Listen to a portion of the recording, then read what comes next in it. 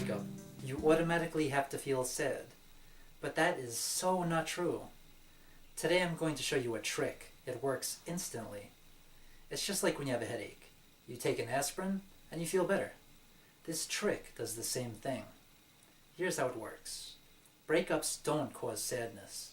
Your thoughts about the breakup are what make you sad. So, if you start to feel sad, pay close attention to what you're thinking. You will notice that there is a thought that you're focusing on when you're sad.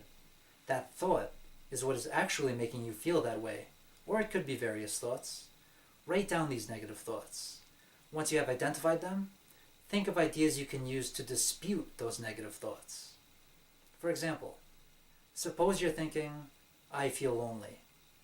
You can say to yourself, I'm content. I can be happy as a single person.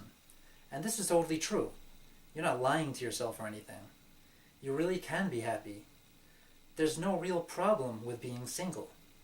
Your heart isn't actually broken, it's working just fine. You can use any thought you like to make yourself feel better. In fact, I would prefer for you to use your own words because it's more effective that way. Make a list of thoughts or ideas that make you feel better. As soon as you start to feel sad, you need to immediately focus on your positive thought. It's most effective if you act quickly. Don't allow yourself to feel sad for too long. Right when you start to feel that sadness trying to pull you down, focus on your positive thought.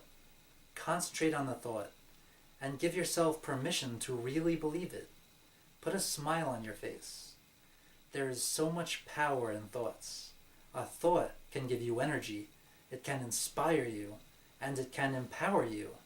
So remember, every time you start to feel sad, focus on your positive thought.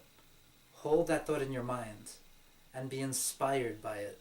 Feel the peace and comfort that comes from that thought. You will notice that if you stay focused on that positive thought, you will feel content.